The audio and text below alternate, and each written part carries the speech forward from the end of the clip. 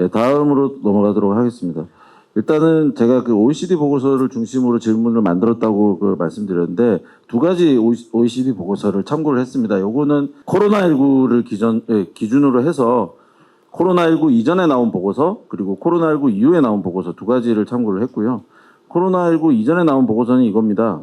On Overview of the Use of Telemedicine in OECD Countries라고 2020년 1월에 나온 보고서입니다. 이거는 코로나19 이전에 전 세계적인 이제 원격 의료, 비대면 진료 포함해가지고의 흐름을 알 수 있는 보고서고요. 이 보고서가 중요한 이유는 그 전까지 나왔던 50몇 가지 정도의 원격 의료 관련된 중요한 연구들을 모아가지고 엄브렐라 리뷰를 했습니다. 그래서 이 엄브렐라 리뷰를 통해서 굉장히 객관적인 결과를 내놓은 보고서라서 제가 가져왔고요. 엄브렐라 리뷰에서 원격 의료가 성과를 낸 분야가 이 보고서에서는 이렇게 나와 있었습니다. 당뇨병 환자의 혈당 조절, 임신성 당뇨, 만성 신부전 환자 원격 모니터링, 원격 재활, 그다음에 원격 의료를 통한 인지행동 요법, 그리고 천식 및 COPD 환자의 원격 모니터링 이런 식이었습니다. 실제로 이제 그래프로 나와 있는 걸 보면 대부분 텔레모니터링, 라디올로지, 더마톨로지, 사이키아트리 이렇게 쭉 나와 있는데 전 세계적으로 가장 활발하게 이루어지고 있는 원격 의료 분야는 당연히 텔레라디올로지입니다.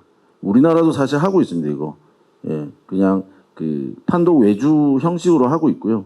그 외에 이제 텔레더마톨로지나 텔레사이키아트리는 이제 상담 또는 협진 형태로 굉장히 이루어지고 있는데 텔레모니터링은 오히려 좀 적은 걸로 되어 있고 그래서 이런 식의 이제 전 세계적으로 가장 흔하게 일어나고 있는 이제 원격 의료가 이런 것이다. 그래서 실시간으로 이루어지고 있는 진료는 사실 그렇게 언급이 없었고요.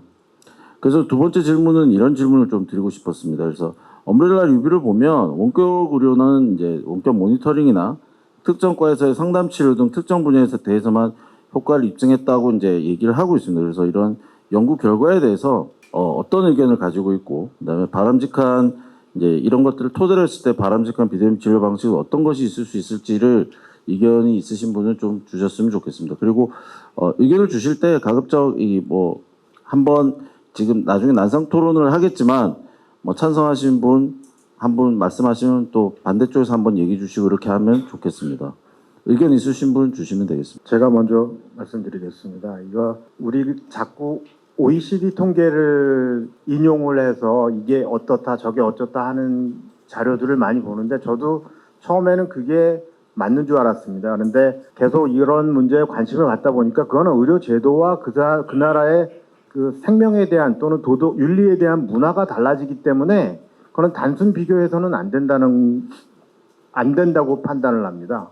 그리고 이 문제, 특히나 이 비대면 진료 문제에서 대한민국처럼 간단하게 할 수 있는, 싸게 할 수 있는 그런 나라라면 정부의 의도와는 달리 지금 130%를 해서 30%를 증액을 해주고 있는데 정부의 의도와는 달리 만약에 이걸 풀어주게 되면 의료비는 급증하게 될 것이다. 의료비 절감의 효과가 별로 없을 것이다. 다만 사회적인 비용은 줄어들 수 있습니다. 지금 많은 지방에 있는 환자들이 빅5 병원으로 몰려가고 있는 건 다 아는 사실이시고 그 환자들이 재진 처방을 전화로 할 수 있었다. 비대면 진료로 할 수 있었다 그러면 그거는 그런 사회적 비용 자체는 줄어들 것이지만 의료비 자체는 줄어들지 않을 것이다. 또는 좀 더 늘어날 것이다. 라고 생각합니다. 예, 또 의견 있으신 분 주시면 좋겠습니다. 예, 없으시면 바로 다음으로 넘어가도록 하겠습니다. 아까 방금 이세라 부회장님께서도 의견을 주셨지만 비용 문제가 항상 원격 의료, 비대면 진료 이런 데서 나옵니다. 그래서 원격 의료 비용 효과성 연구를 보면 엄브렐라 리뷰 상에서는 비용 효과적이거나 잠재적으로 효과적일 수 있다고 밝힌 연구도 있고 그렇지 않은 연구도 있고 여러 가지 연구들이 좀 충돌하는 경우들이 있었습니다. 실제로 보면 포르투갈 같은 경우에는 2013년과 2017년을 비교하면 거의 10배 정도 건수가 증가한 걸로 나왔었고 미국 같은 경우에는 2013년 6월에 6.6%에서 원격 의료 사용이 2016년에 21.6%까지 급격하게 증가하는 것도 볼 수가 있었습니다. 그래서 그러면 이렇게 원격 의료가 이제 폭발적으로 늘게 되면 전체적인 의료 수요를 줄여줄 수 있느냐라는 질문을 했을 때 미국 케이스를 보면 대면 방문을 처음에는 33% 줄였지만 1년 반 동안 이렇게 전체적으로 보니까 원격 진료 및 기존 방문이 오히려 80% 이상 늘어났다. 그래서 첫 해 이후에는 원격 의료가 일반 의료를 대체한 효과가 감소했다라는 이제 보고가 있었습니다. 이거는 코로나19 이전 얘기입니다. 그래서 원격 의료나 비대면 진료가 경제성이 있다는 연구들도 많은데 오히려 불필요한 의료 비용을 부추겨서 의료 과소비를 유발할 수도 있다는 지적도 있는 걸로 지금 나오고 있습니다. 이런 거에 대한 의견 또는 이제 경제성 관련해서 또 어떤 우리가 해결책을 제시할 수 있는지에 대한 의견이 있으시면 좀 주시면 좋겠습니다. 네, 이사람다요. 이어서 제가 말씀드리겠습니다. 의료를 이용할 때 어느 경제학자가 가격 탄력성이 없다라고 이야기를 했던 시절이 있습니다. 근데 그때도 사실은 이제 이런 거죠. 맹장 수술을 하지 않으면 환자가 죽으니까 의사가 부르는 게 값이다. 이렇게 해서 가격 탄력성이 없다고 얘기를 했는데 사실은 보험을 적용함으로 인해 가지고 가격을 굉장히 낮춰놨기 때문에 가격 탄력성이 굉장히 높아진 거죠. 이제 문턱이 낮아졌다고 해야 되겠죠. 가격이 너무 낮아졌기 때문에 원격을 비대면 진료를 이용해서 이대로 그대로 또는 이제 좀 전에 얘기한 대로 이 산업계가 원하는 대로 또는 국민들이 원하는 대로 이 문호를 넓혀주게 되면 의료비는 증가하게 되어 있습니다. 그래서 제가 작년 9월 달에 이제 기고문을 하나 쓴 게 있는데 그때 비대면 진료는 비급여로 하자. 초진이든 재진이든 지금 그때 상황은 이제 급여이면서 초진 재진이 가능했는데 지금은 재진만 가능하지 않습니까? 근데 초진의 경우에 의사가 이게 경증 질환이다. 대부분 환자들이 자기가 먹던 피부병 약, 탈모약, 감기약, 히스타민 같은 데를 처방을 요구하는 때가 있습니다. 그럴 때는 비급여, 재진이든 초진이든 상관없이 비급여로 하는 것이 맞다 하는, 그렇게 해야만 이 의료비의 급증이라든지 이것을 과다하게 이용하는 것이라든지 이런 것을 막아줄 수 있지 않냐. 분명히 이거는 산업계는 반대할 거예요. 그러나 의료계는 만약에 비대면 진료를 비급여로라도 하겠다 그러면 의사가 책임지는 만큼 비용을 받으면서 할 수 있다라고 보는 거죠. 이 부분에 대해서도 물론 당연히 반대하시는 분들이 있겠지만 여튼 비대면 진료는 비급여로 하자. 그러면 많은 문제들이 해소될 수 있다고 봅니다. 이상입니다. 예, 다른 의견 분 주시면 좋겠습니다. 일단 저희도 맨 처음 비대면 진료가 시범사업 한시적으로 허용되고 의료비나 건보 재정이 너무 폭증하는 것이 아니냐라는 우려가 굉장히 많았습니다. 그래서 저희도 좀 우려를 했었는데 실제 2022년도 기준으로 급여 기준으로 비대면 진료 비율이 한 3% 정도가 됩니다. 그래서 저희가 워낙에 이렇게 비대면 진료에 대한 관심이 많았지만 이게 조금 더 비대면 진료라는 말 자체에서 주는 원격 의료가 주는 우리나라에서 어떤 그 단어에 뭔가 이렇게 좀 특수성 때문에 그랬지 생각보다 저희가 예상한 것보다는 비대면 진료 비율이 그렇게 늘진 않았다라고 저희는 보고 있습니다. 그렇기 때문에 건보 재정이 조금 더 많이 올라갈 것이다라는 우려들은 사실상 많이 없는 것 같고 현장에서 저희가 또 환자들 인터뷰를 많이 해보면 우리나라가 사실은 의료 접근성이 안 좋은 나라가 아닙니다. 굉장히 이제 그 의원급의 병원들이 본인 살고 있는 도시에 다 주변에 있기 때문에 실제로 대면 진료를 더 좋아하고 선호하는 국민들의 경향이 당연히 있는 게 현실이기 때문에 보조적 수단 이상으로는 가지 않을 거라고 보고 있고요. 또 아까 이세라 부회장님께서 말씀하신 부분에 저희도 일부 공감하는 게 저희 지금 비대면 진료를 이용하는 또 젊은 층들의 분들은 또 건강에 대한 관심이나 우려가 굉장히 많습니다. 그렇기 때문에 저희가 무조건 진료를 신청하면은 의사 선생님들이 이렇게 무조건 처방을 하시는 게 아니라 대면 진료가 필요하다고 생각하는 경우에는 주변 병원에 내원을 권유하시기도 하고요.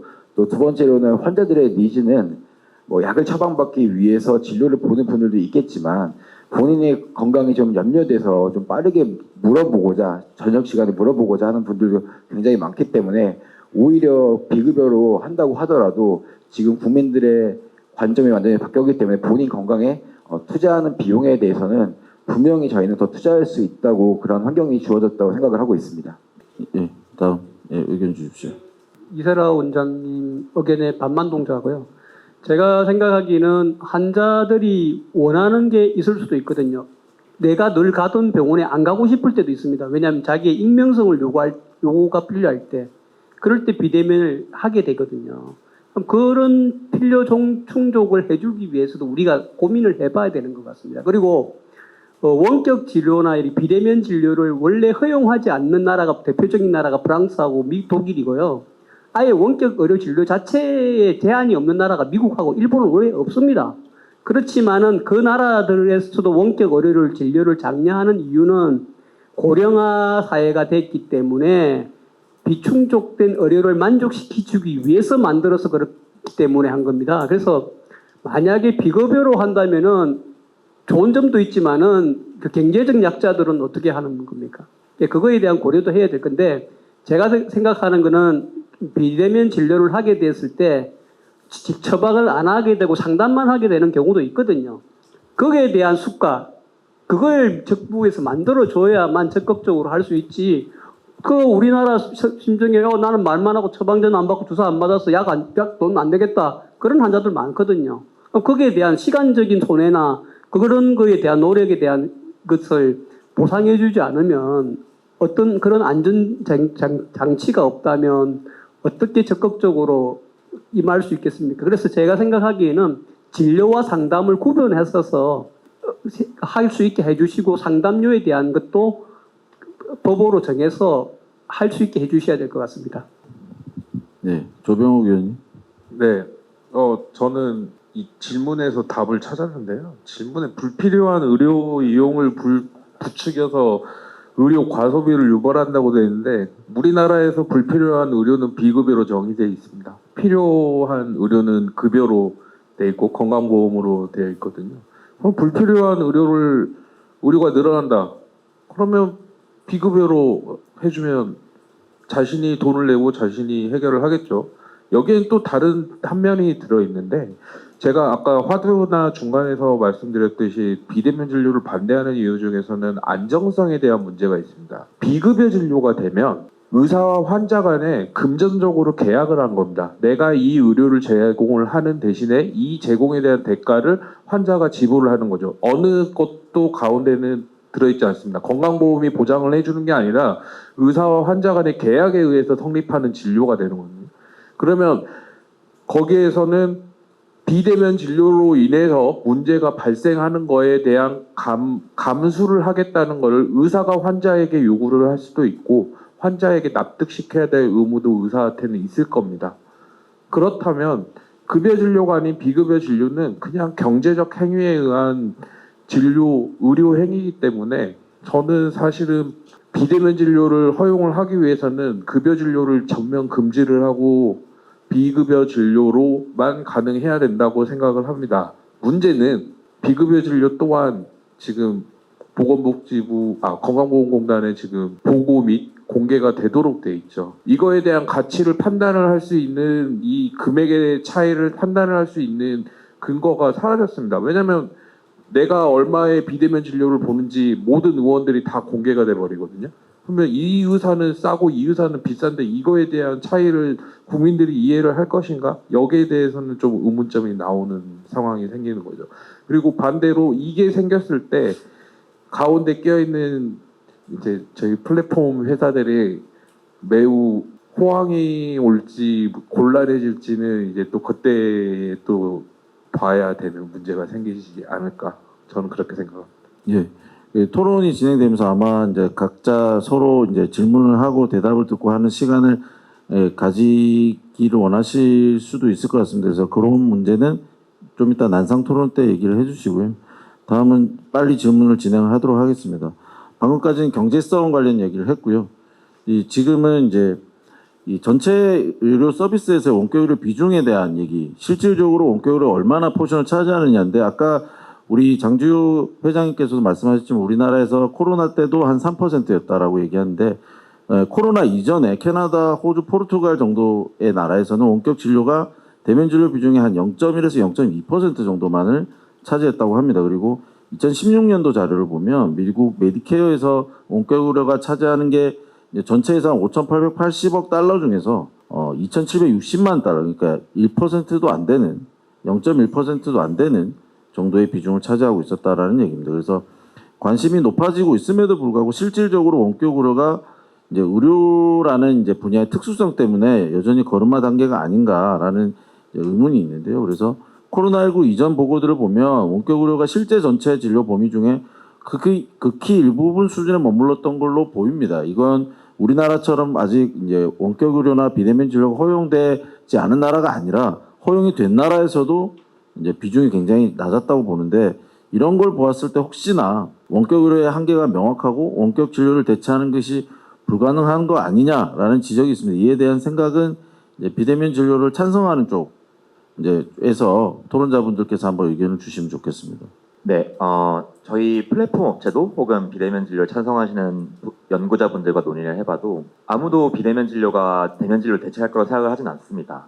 저희는 비대면 진료는 보완제로 정착이 될 거라고 누누이 말씀드려 왔고요. 그게 몇 %까지 갈지는 모르겠어요. 근데 그 퍼센트가 지금 중요한 것 같지는 않고 어떻게든 도입이 되고 어떤 수준으로 정착이 되는 게 중요하다고 생각을 해가지고 이렇게 말씀을 드리는 거고, 대면 진료에 더 그 지역 사회 커뮤니티 케어 기반의 케어를 좀 더 그 환자들이 홈 케어로 받을 수 있는 그 정도 수준으로 확장되는 게 비대면 진료라고 저는 생각을 하고 있습니다. 요 질문은 비대면 진료 찬성하는 분들 대상 질문이라 뭐 그쪽 더 말씀하실 게 있으신가요? 예, 그러면 없으시면 바로 다음 질문으로 넘어가겠습니다.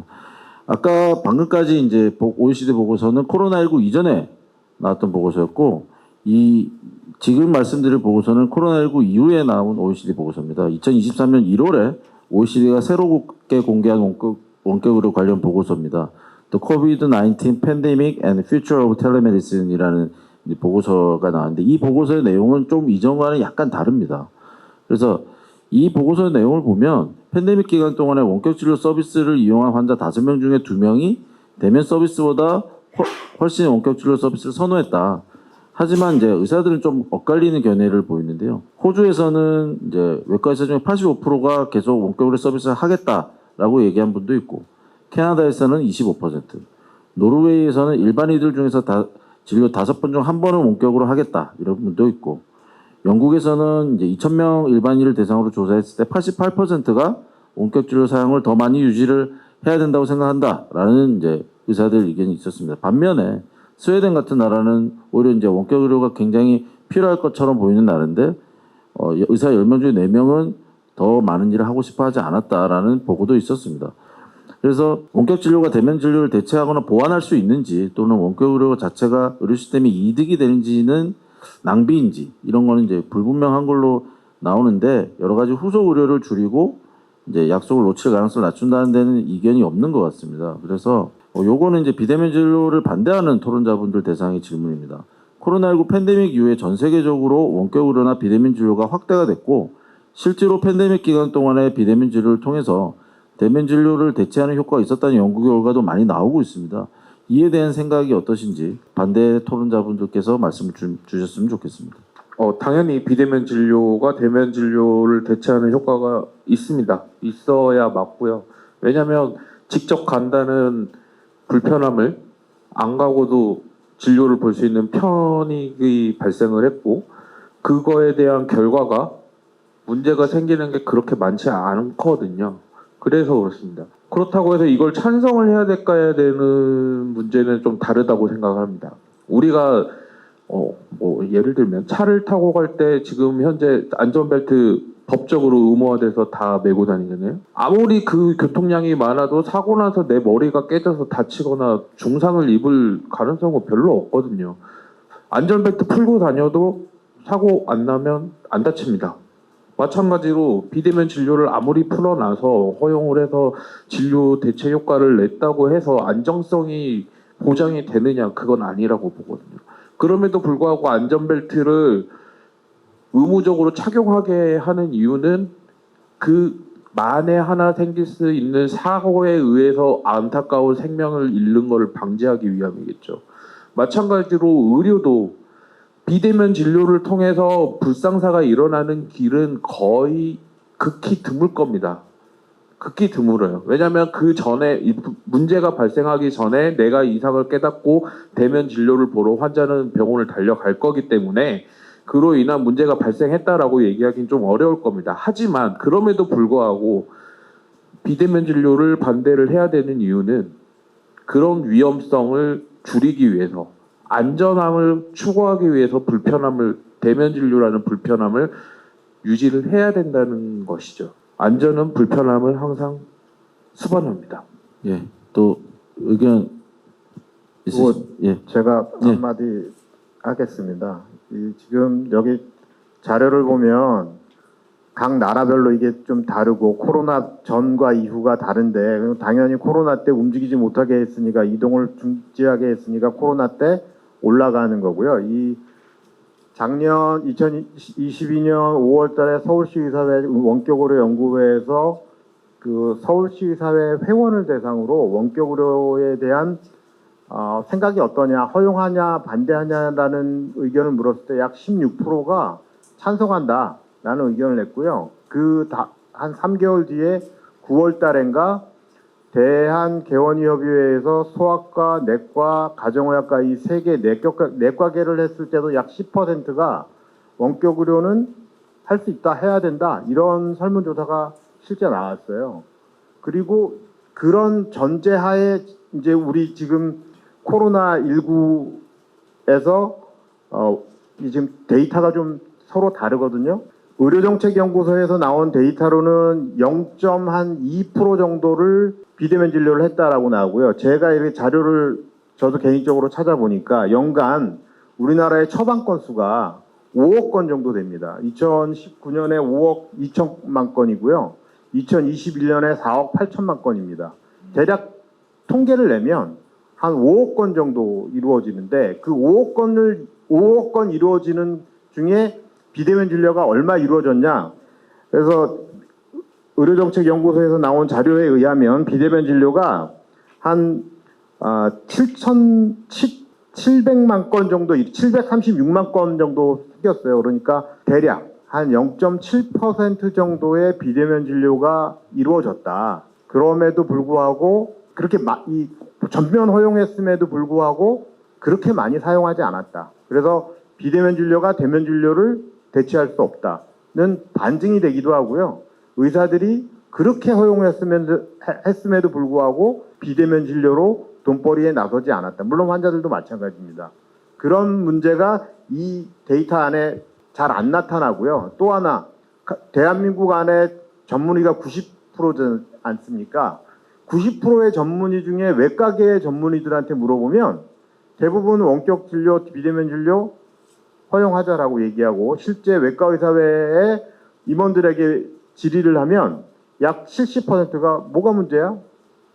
허용하지? 이렇게 답변을 하고요. 반대로 내과계는 아까 말씀드린 대로 약 90%가 반대하고 있는 그런 상황입니다.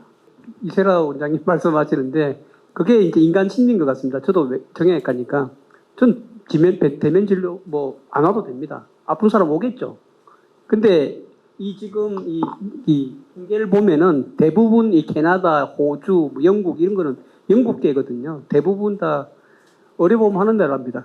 거기 의료 서비스 형편없거든요. 그리고 의사들 되게 안 합니다. 외과 저희들이 보면 깜짝 놀랍니다. 수채 넣고 오는 거 보면은 대충 하거든요. 근데 이 사람들이 당연히 원격 의료 진료 원하죠. 일을 안 하고 싶어 하는 사람인데 그 사람들은 그거 지가이들이 일을 더 한다고 해서 수익이 생기지 않는 구조기 때문에 그 구조 때문에 이런 거지 이거를 통계적인 유의성이 있다고 볼 수는 없는 것 같습니다. 저는 이 비대면 진료나 의료는 완성된 게 아닙니다. 그리고 저희들이 늘 찾아가면서 새로운 길을 만들어가고 그거를 확정 지을 수 없기 때문에 법으로 구체화시키지를 못하는 거거든요. 그래서 의사가 그 경험적인 그거를 항상 반영해서 판단하기 때문에 의료가 불안정하고 그렇지만은 될 수 있는 대로 안정한 방법을 찾아내는 겁니다. 그리고 의료는 형사법하고 똑같습니다.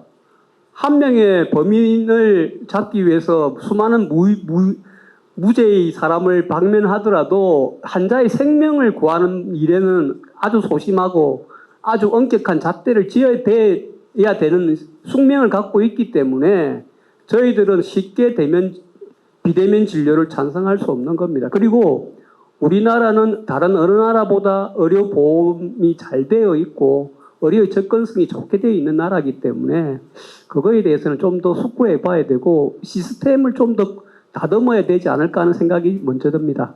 예, 다음으로 넘어가겠습니다. 다음은 이제 그 원격 의료와 역차별 문제입니다. 미국에서 영상 상담을 이제 이용하는 경우에 코로나19 이전 연구를 보면 보통 젊은 연령대가 고령화에 비해서 이제 많이 이용하는 것으로 나왔습니다. 그다음에 소득 수준이 가장 낮은 집단이 높은 집단보다 이제 더 많이 이용해야 될 것 같지만 실제로는 반대였다. 그리고 농촌 지역 환자들이 더 원격 의료를 많이 이용해야 될 것 같지만 그렇지 않았다. 이렇게 나온 게 있습니다. 그래서 실제로 이거는 이제 엄브렐라 리뷰에서 나온 얘기입니다. 그래서 55세에서 74세 고령 인구보다 25에서 54세 젊은 인구가 훨씬 이제 원격 관심이 높았고 이제 검색을 많이 했다. 그리고 소득 수준에 따라서도 고소득자들이 저소득자들에 비해서 원격을 많이 이용했다. 이런 그래프가 나오는 거고요.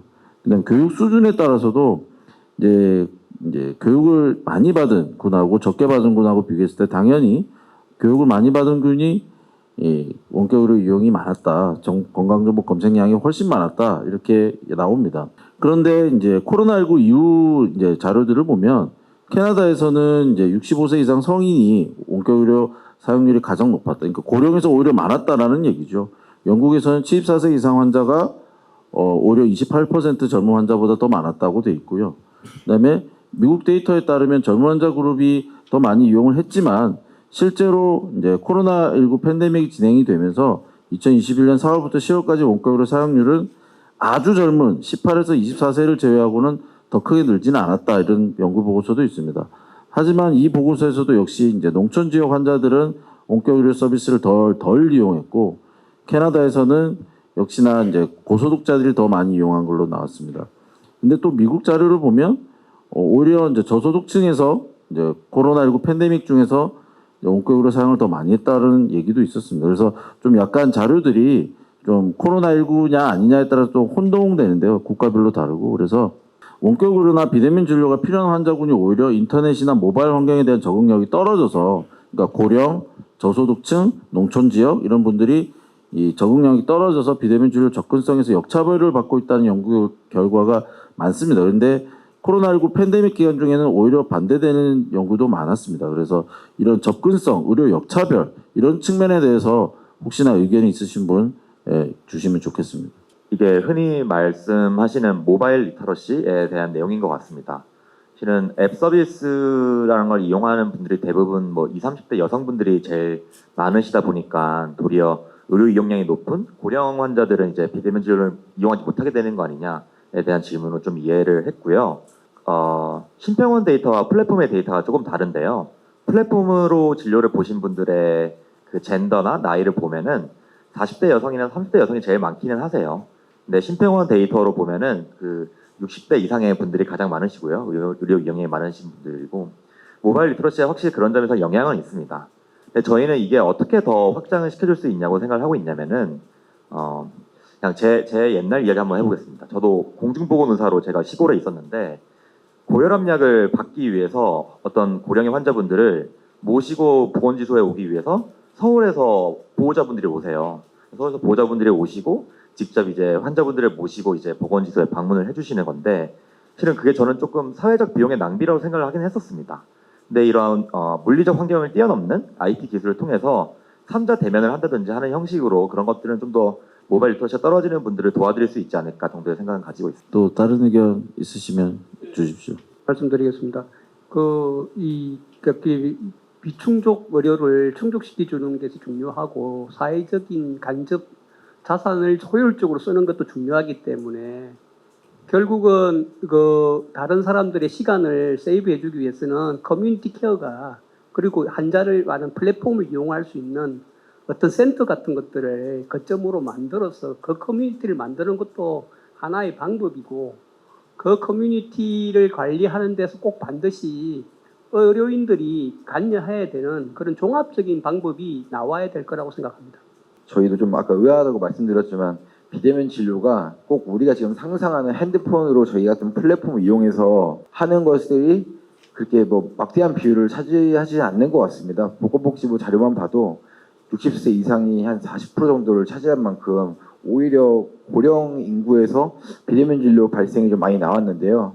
다만 그럼에도 불구하고 아까 선 대표께서 말씀하신 것처럼 조금 저희도 아쉬움은 있습니다. 좀 고령이신 분들이 조금 더 스마트폰으로 앱을 좀 잘 이용해서 간소화된 절차를 밟아서 비대면 진료를 받았으면 좋겠다라는 게 있는데 지금 이제 많은 어르신들은 본인이 갔던 병원에 전화하셔서 뭐 이렇게 진료비도 뭐 이체해야 되고 뭐 등등 복잡한 절차를 거치면서 비대면 진료를 지금 하고 있는 게 현실이기 때문에요. 저희는 지금 그런 어떤 간극을 좀 해소하기 위해서 지금 강화군이나 또 여러 가지 섬 지역을 대상으로 저희가 자문을 좀 드리고 있습니다. 오히려 그 각 지역에 가면 그 어르신들 이렇게 정보화 센터라고 해서 여러 가지 뭐 컴퓨터 교육도 하고 디지털 교육도 받고 하는 곳이 있는데 뭐 예를 들어 거기에다가 태블릿 PC 같은 거를 좀 하나 설치해서 생각보다 정보화 센터가 되게 곳곳에 있다고 합니다. 그래서 태블릿 같은 걸 설치해서 어르신들 또 만성질환 있으신 분들은 또 주기적인 모니터링이나 또 비대면 진료를 받을 수 있는 이러한 것들을 저희가 정책적으로도 많이 자문을 드리고 있고 여러 가지 저희가 수행할 수 있는 역할들을 많이 찾아보고 있습니다. 네. 네, 다음 질문으로 넘어가겠습니다. 질문 7번은 제가 드리려고 했는데 이거는 지금 하는 것보다는 그냥 난상 토론 때 하는 게 좋을 것 같아서 넘어가도록 하겠습니다. 대상 질환 구분하는 거라서 이거는 아마 찬반이 꽤 있을 것 같아서요. 마지막 질문 8번으로 드리겠습니다. 현재 정부 주도로 이루어지고 있는 비대면 진료 시범 사업에 대한 비판이 굉장히 많습니다. 아마 의사들도 그렇고 플랫폼 업체에서도 그렇고 비판이 굉장히 많은데 그 중에서도 가장 핵심이 아마 이건 것 같습니다. 진료는 비대면으로 하고 약은 대면으로 조제받아야 되는 게 지금 현재 시범사업 원칙인데요. 이게 대한 합당한 것인가에 대한 논란이 있습니다. 이에 대한 의견이 있으시면 좀 주시면 좋겠습니다. 요까지 질문 받고 답변 받고 브레이크 타임 가지도록 하겠습니다. 아니 진료는 비대면으로 했는데 약은 직접 가서 받으라 그러면 우리나라의 약국은 전국에 무슨 편의점처럼 걸어서 200~300m만 가면 다 있을 수 있고 24시간 문 열어 365일 문 열고 있는 데는 약국이고 의사는 만나기 어렵고 진료 보기 어려워서 비대면으로 해야 된다? 이건 말이 안 되죠. 그래서 왜 이렇게 됐는지는 뭐 사실 결국엔 정치의 문제인 것 같고 혹시 다른 의견 있으신 분 계시면 말씀 주시면. 이 약사법이 아직 그 대면으로 보약 지도해야 되기 때문에 어쨌든 약사법 위반이니까 약사들은 그렇게 주장할 수 있겠죠. 근데 만약에 정치 입법을 하시는 분이라면 이거에 대해서 국민이 납득할 수 있을지 저도 궁금합니다. 같은 의견인데 좀 더 노골적으로 말씀을 드리면 우리가 건강보험 강제로 이 완전 분업을 했기 때문이거든요. 2000년도에 이 논란이 많았던 얘기인데 선택 분업을 하자, 완전 분업을 하자 그러고 그 당시에 의협에서 완전 분업이 원칙적이다 그래서 해놓고 나니까 지금 이 사태가 벌어졌고요. 저는 만약에 정부든 아니면 여기 계신 그 산업계에 있든 이 원격 의료가 활성화되기 위한 가장 중요한 조건이 약물 조제의 선택권을 환자한테 주자. 이 얘기는 뭐 다른 얘기로도 많이 표현할 수 있는데 이 지금 플랫폼을 이용해서 이 원격 비대면 진료를 하면서 경험자가 저한테 얘기해 준 겁니다. 그러니까 뭐가 문제이지? 그리고 물어봤더니 몇 가지 얘기를 해줬고 그 중에 한 가지예요. 근데 저는 사실은 근본적인 문제가 바로 약물 선택권을 환자한테 주고 우리가 선택 분업으로 가야지만 이 문제가 해결될 것이다. 만약에 이게 해결되지 않으면 원격 의료, 비대면 진료 이런 거는 의사들이 받아들이기가 정말 힘들지 않을까. 그래서 선택권을 주자. 적어도 비대면으로 하는 진료가 있다면 그리고 약물을 주어야 한다면 약물을 어느 약국에 드릴까요? 제가 약국에서 하는 게 불편하면 제가 병원에서 택배로 해드릴까요? 가 가능할 수 있도록 제도가 변경되어야 이게 그나마 자리를 잡지 않을까 이렇게 생각합니다. 여러 가지가 문제이긴 하지만 가장 첫 번째로는 저는 비대면 진료의 한시적 허용을 만 3년을 채웠는데 모두 각계가 지금 불만이 있는 것은 3년 동안에 대한 그 평가나 분석이 아직 안 나왔습니다. 그렇기 때문에 저희도 지금 보건복지부가 내놓는 자료를 보면 대부분 수치 위주이지 이 3년 동안 한시적 허용을 했던 내용에 대한 평가가 지금 존재하지 않기 때문에 여러 의견이 각계의 입장을 대변하는 것처럼 보여서 마치 갈등처럼 보여지는 이런 상황이 가장 큰 문제라고 생각을 하기 때문에 그러니까 일각에서는 아직 이거 성과나 이런 것들이 명확하게 나오지 않았는데 시범 사업으로 너무 막 밀어붙이는 거 아니냐. 또 저희 업계에서는 이렇게 3년간은 제한이 좀 적고 네거티브하게 안 되는 것들만 정해지고 환자들과 의사의 판단에 여러 가지를 좀 이렇게 맡겼는데 너무 축소된 거 아니냐라는 게 이런 저희의 불만도 있는 것입니다. 그렇기 때문에 지금이라도 사실 보건복지부가 3년 동안 그러니까 시범 사업을 저는 사실 시범 사업이라는 단어도 3년 동안 한시적 허용했는데 그게 사실상 저는 시범 사업과 비슷하게 전개됐다고 봅니다. 그래서 그렇다면은 이렇게 시범적으로 한시적으로 했으면 이것들을 좀 평가하는 이런 자리를 갖고 그 효용성이나 이런 것들을 분석해서 그 다음에 조금 더 안정성을 담보로 한 이런 비대면 진료 정책들이 나오는 게 가장 중요하다고 생각을 하고요. 또 두 번째로는 그 약 배송인데 이거 사실 굉장히 아이러니합니다. 그러니까 사실은 오늘도 되게 감사한 게 여러 가지 이렇게 발전적인 내용을 논의하다 보면 또 안정성이라든지 여러 가지 또 의료 소비자들 또 이런 일반 국민들은 또 조금 더 예를 들어서 비대면 치료를 통해서 꼭 편리한 뿐만 아니라 예방적인 차원에서 접근을 할 수 있고 또 여러 가지 이제 방안들을 찾아낼 수 있는데 사실 약사회에서 그렇게 합리적인 어떠한 비판이라든지 또 이런 우려에 대해서 말씀해 주신 적이 별로 없는 것 같습니다. 오히려 사실은 의협에서도 비대면 진료는 앞으로 가야 할 미래 의료일 수도 있는데 다만 과정에서 우리가 안정성을 어떻게 확보할 것인지 논의가 더 필요하다라는 입장이라면 약사회에서는 그냥 사실은 지속적으로 안전하지 않으니까 반대를 하겠다 해서 강하게 반대를 하다 보니까 보건복지부에서 부담이 좀 된 것 같습니다. 그래서 오히려 비대면 진료는 일부 이렇게 걸음을 떼고 있는 상황에서 약은 또 대면으로 받는 게 일반적인 국민들의 상식에 과연 부합할 것인지 대면 진료는 안 보고 비대면으로 하는데 약은 대면에서 해야 한다? 또 예를 들어 약사에서 주장하는 것도 복약지도에 대한 말씀을 하시는데 사실은 복약지도도 영상이나 이런 걸 통해서 아주 명확하게 잘 할 수 있다고 보고 있습니다. 그래서 이런 부분이 조금 더 상식적으로 좀 이렇게 효과를 낼 수 있도록 약사회나 의학계에서도 조금 더 발전된 토론이나 이런 것들을 함께 했으면 좋겠다는 의견이 있습니다. 예, 의견 감사합니다. 1부 순서는 여기까지 하고요. 2부는 난상 토론 및 이제 플로 질문 받는 시간을 갖도록 하겠습니다. 지금부터 10분간만 휴식 시간을 갖도록 하겠습니다.